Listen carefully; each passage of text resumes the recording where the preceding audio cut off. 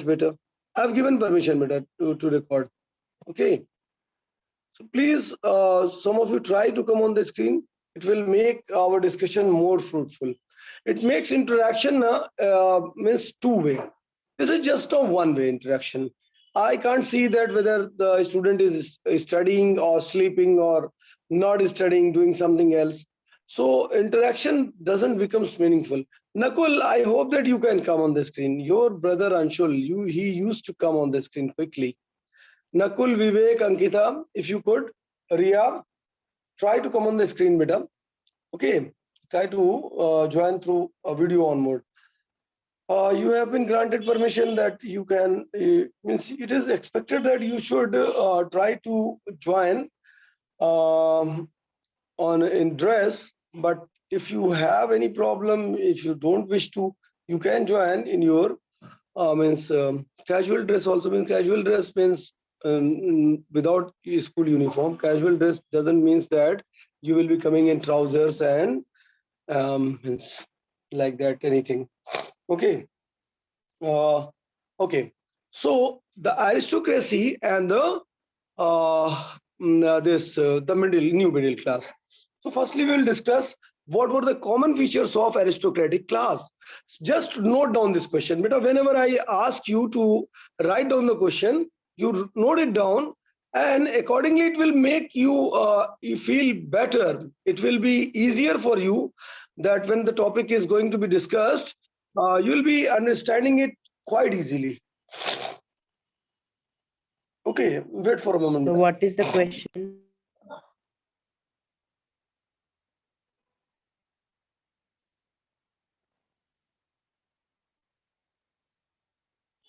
The question is, what were the common features amongst the aristocratic classes of Europe?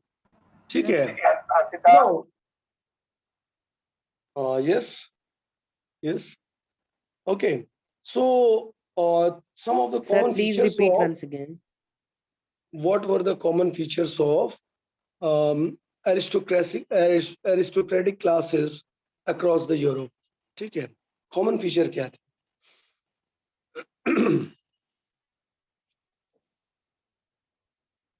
Note it down. Has everyone noted down? Hello. Those Sir, who I'm are in the audible. class, sir, repeat the question. what were the common features of aristocratic class across the Europe in 18th century, in the early 18th century? In the early 18th century. Now, those who are in the class or present in the class, please raise your hands so that I could see that who are there. Yes, Kritika, Aditi, Rahul, Abhishek, Sachin, Auchit, Priyanshu, Ridesh, Satyam, Prashant, Harshita, Krish, Vartika, Ankita, Kashish, Vivek, Nakul, Piyush Kumar. It seems that 19 out of 26 are there. Asif, Ayush Raj, Gaurav Khatri, Jia, Ritesh, and Rukhsar. These students are not on. Okay, Ayush Raj and Asif. Now, 5 students still are not on 22. Gaurav Khatri, Ritesh, and Rukhsar. They are not. Okay. Sir, ठीक है. please once again repeat the question. Sir, writing only. Wait, I'm writing the question in the chat box.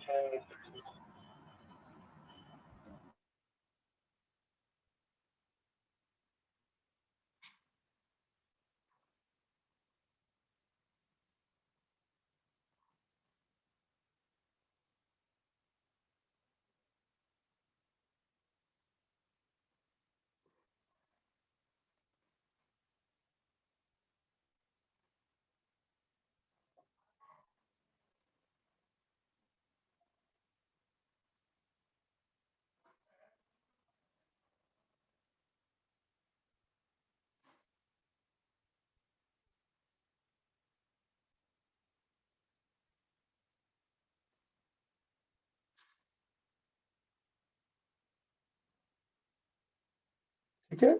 What were the common features of aristocratic people, yeah, aristocratic class across the Europe in early 18th century?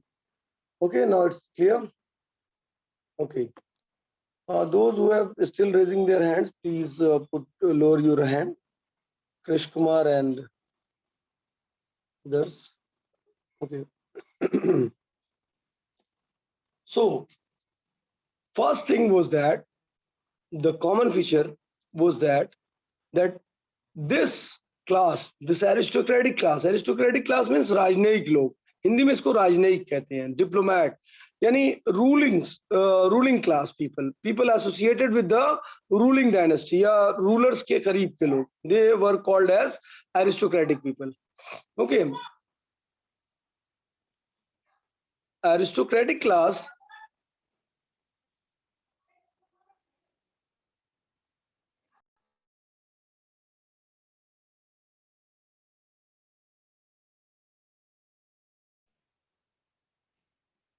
now you see aristocratic class people were the dominant people, were the dominant class across the Europe, let it be socially and politically.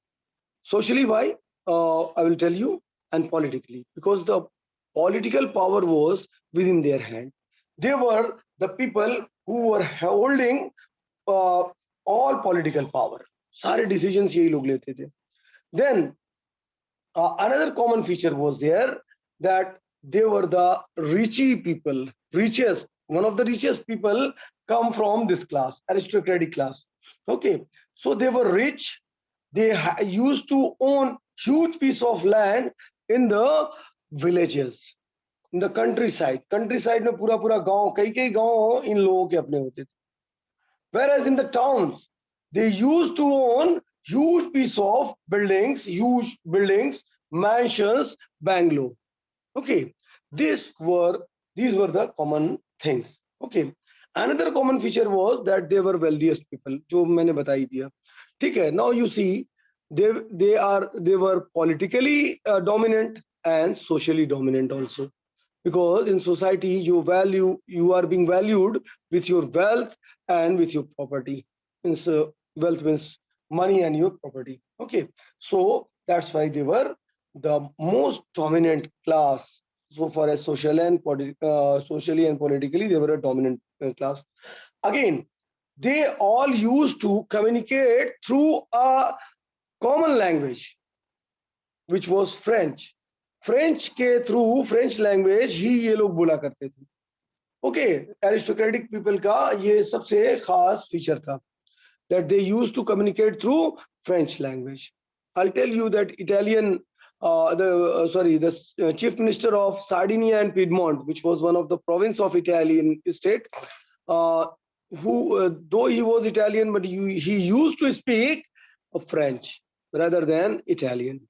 Okay, so we'll discuss in unification of Italy.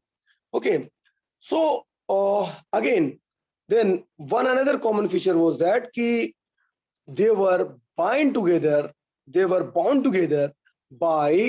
tied together, not bound, they were tied together by the bond of matrimonial alliances.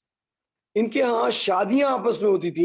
एक aristocratic class की दूसरे देश के aristocratic class के साथ शादियों के बंधन में बंधे होते थे. Like Catherine Braganza of Portugal was married to King Charles II of Britain.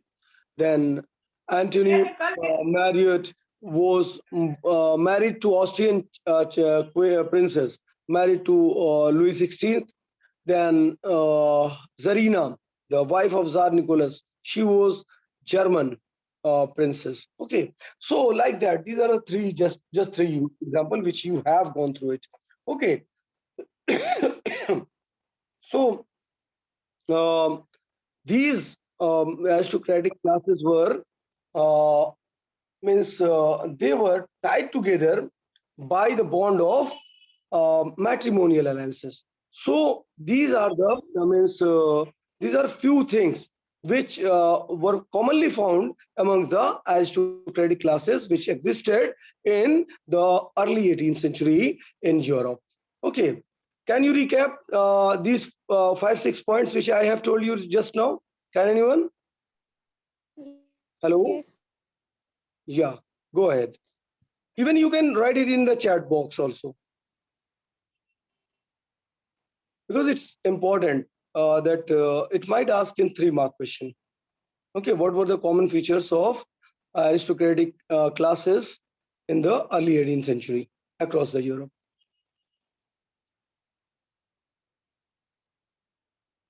Hello? Should I recap? Hello? Hello? Yes, sir, writing in the chat box. Okay. You can write 1 or 2 points. I'll explain all the points. Okay. Sir, you can recap. That's why I say that you should come on the screen. Okay. They were the richest. They are named, beta. They were the richest. Their number was small. Very good. Shabash. They were few in number. Spoke French. Very good. Shabash. Rahul Kumar.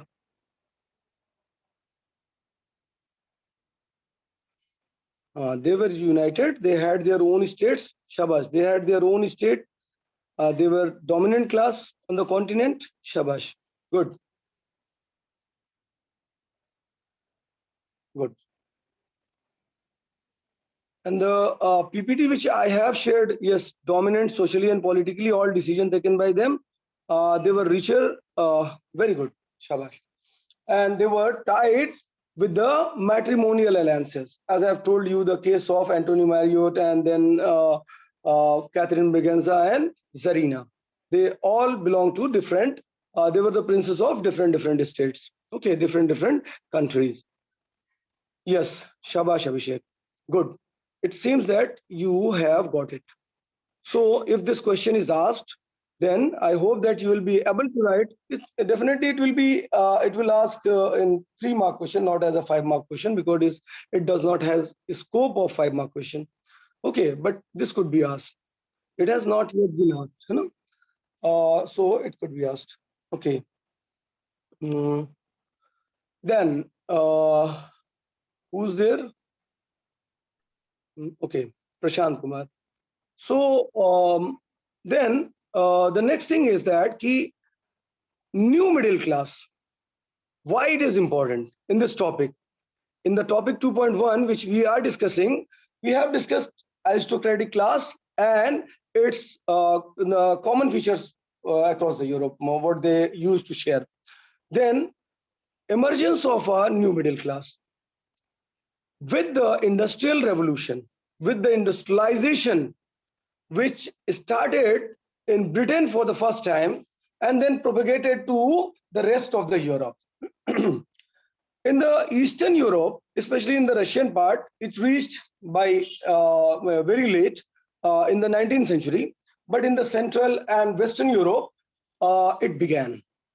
And wherever it began, it led to, with the industrialization, new cities and towns came into existence. Remember it, the case of Bombay, the case of Calcutta, okay, the Madras in India, we have seen that they have emerged after the industrialization process has taken place. Though they have developed as a port city, later on they turned into industrialized cities, and then you can see that what is the condition today. They are one of the 4 metropolitan cities of our country. Top 4 metropolitan cities of the country. So, like that, in Britain also and other parts of the Europe, with the increasing industrialization, with the introduction of industrialization, new cities and towns emerged. And with the emergence of new cities and towns, it gave rise to new class like working class people, yeah, entrepreneurs. You may say entrepreneurs or entrepreneurs. Okay, it is means it could be spoken like that. There are 2 different accent: entrepreneurs or entrepreneurs. Okay, and the educated middle class people. These entrepreneurs, these businessmen, these investors, they were educated people. And again, the technically sounding people means a new class who know how to handle the machines. Okay, they came into being, and with their rise, they thought that if they will be getting organized under a state, under a nation state. They will be much benefited. They will be much benefited. Okay, that's why for the first time in Europe, the idea of nationalism and nation state for the first time emerged, came into the mind of these educated middle class people. Okay, now they were influential also.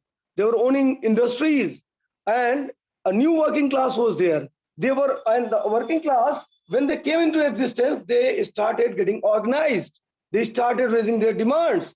So if you see the case of Britain, it is in class 11th humanities, in industrial revolution, in the chapter of industrial revolution. If you will go through that, you will be studying, if you will opt humanities, there it is clear cut that when they got introduced, means they got organized, they started demanding for their voting rights also.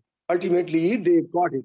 Okay, so such a kind of things came into their mind for the first time in this middle class people. Have you got it, Bidam? Are you able to understand? Yes. Hello.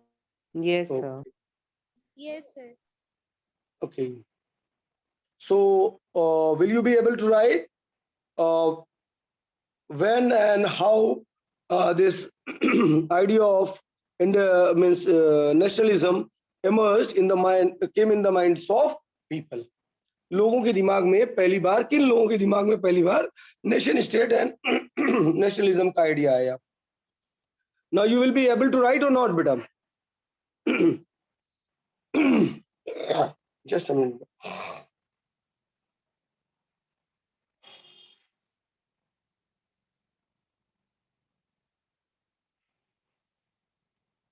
Sorry, just I have got cough. That's why it is troubling me. Okay, so I hope that you will be able to write it, isn't it or not? Hello, hello. Yes, sir. Yes. Okay. So that's very good. So the topics which you have been taught just now, are you able to understand or not? Yes, sir. Okay. So one thing I forget to tell you, that they not only means demanded, or means they not only just thought of creation of a nation state and nationalism, but also they thought of creation of a nation state with the abolition of monarchies. Okay, monarchy and privileged class के abolition की बात उन्होंने सोची, और then they thought that nationalism could emerge and a nation can come to an existence. Okay, this is very important, which I forget to tell you. Okay, now the next class, next topic is that what did liberal nationalism stand for?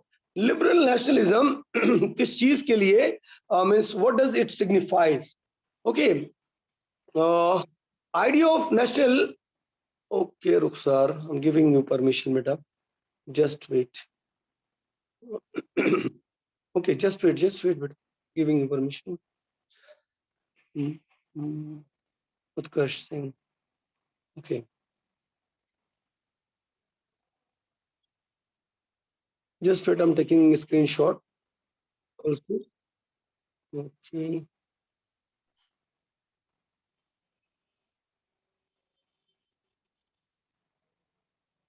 Okay. ठीक है. देखिए, what did liberalism, national liberalism या liberalism stand for? Liberalism, the word liberalism has its root from a Latin word called liber. Liber means free, to free. ठीक है, लोगों को आजाद करना. आजादी किस चीज से? आजादी from despotic rule, freedom from privilege based society. Okay, and freedom from freedom of choosing representatives, rulers of their own. ये आजादी थी. Economical freedom. Okay. So here in this topic, we'll be discussing about socio-political and economical freedom. Though in your book it is given that political and economical freedom. Okay, it has discussed. But how could a political freedom be like that without any impact on society? Okay. So if we are going to discuss about socio-political, हम आपको बता देंगे society पे इसका कैसे असर पड़ा. Okay, we will be discussing. Though in your book it is given just only this one, that social and political freedom. Okay. So the term liberalism derives from the Latin word liber, meaning to free. Okay. And for the new middle class, liberalism stood for the freedom for individual and equality of all before law. Okay, equality of all before the law. Politically, it emphasized the concept of a government by consent. Okay, and they were highly influenced by the French Revolution. So liberalism also stood for the end of autocratic and clerical privileges. Now, when this term, end of autocratic and clerical privileges, will come, definitely society comes into action. Isn't it or not, beta? Riya, Yes. Nakul, Ankita, isn't it or not? Yes. Hello?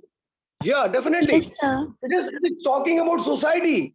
Which class? The privilege-based class, like church and the monarchs or the aristocratic people, nobility. Their privileges were liberalism meant that for them liberalism meant that these the privilege-based society should come to an end. When it is talking about these classes, it is talking about society. Okay, so that's why it has liberalism has Sir, this was socio all about socially. Huh. Yes, beta. In social sphere, you may write in social sphere, it talked about, it emphasized about end of autocracy and clerical privileges. Okay, all sort of privileges, and a constitution and a representative government through parliament, that is elections. Okay.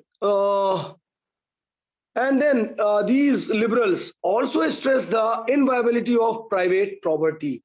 यानी private property को होना ही चाहिए लोगों के पास. People should have their own property. Nobody could take their property.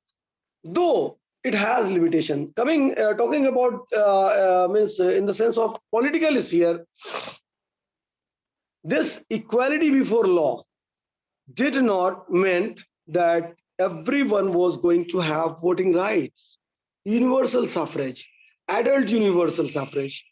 This was not going to imply, that was not going to apply. Why? Because this political rights were unfortunately given only to the propertied men. जिनके पास property थी, उन्हीं को दिया गया था. Women and non-propertied men were treated as passive citizens, as women were treated as minors. Though during the period of Jacobins in France, Robespierre, he gave voting rights to all the citizens, all the males, not all the citizens. Even during his time also, women were treated as a minor. You have studied it in class 9th. Okay, I'm just recapping it from there. Okay, in the French Revolution. So here the political freedom only stood for the riches, propertied men. They were only having the rights to vote. So equality before law was not applicable here. So now you can criticize also. You can criticize or not, beta? This liberalism. Yes, sir. Yeah, it could be criticized. Definitely it could be criticized. I'm again telling you that you should come on the screen, come on the video mode. It will help our communication in better way. Because when you come on the screen now, so it makes the class very impressive, interactive. I can also see that some of the students are on the screen in all the sections, even in your class also. You people were coming on the screen. Krish earlier he was on the screen, but today he is not on the screen. He has not come on the screen. He's just recording. He's busy in recording. Okay, so that he could recap it. Okay, so this political freedom was not given to each and everyone, only for a short period of time of Jacobins in France, when adult males were given right to vote. Okay, and with the return of Napoleon, he again once again gave political rights to only to the privileged, only to the propertied men.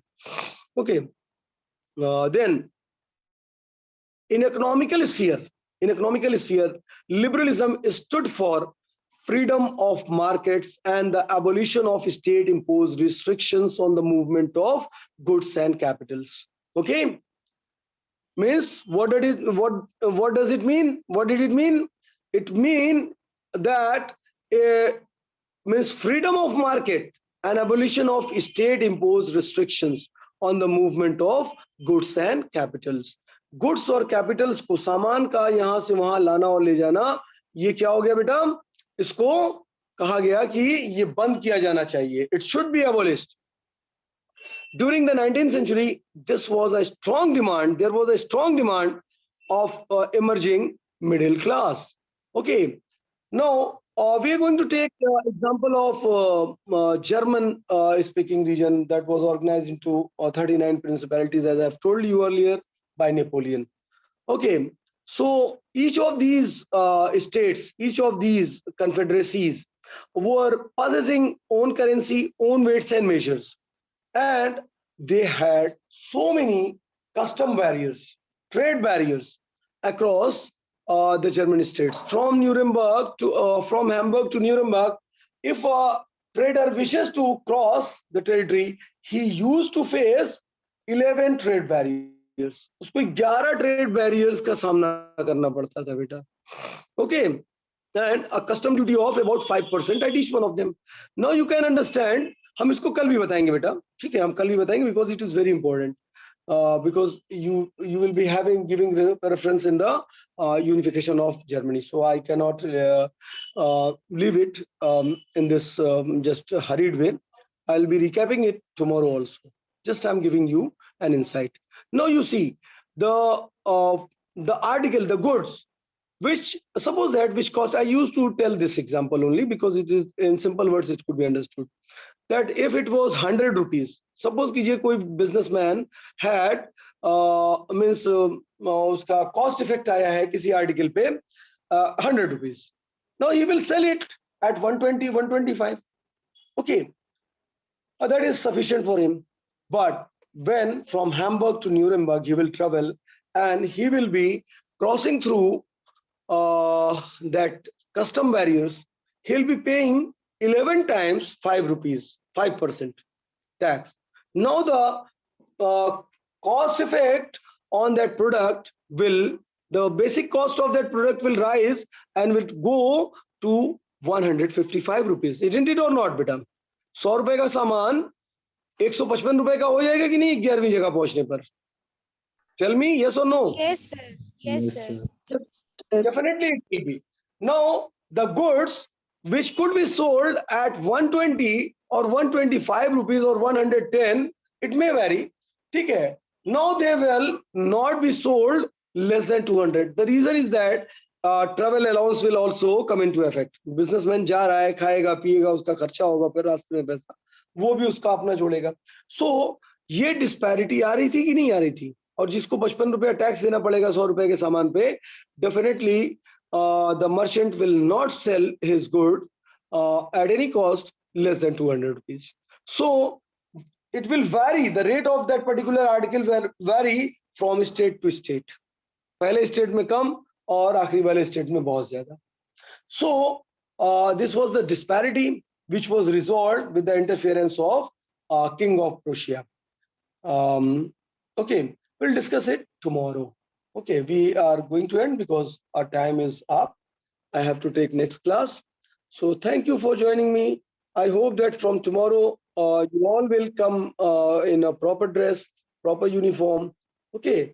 Yes, sir. And okay, and you will be coming on video onward. Okay. Thank you. Thank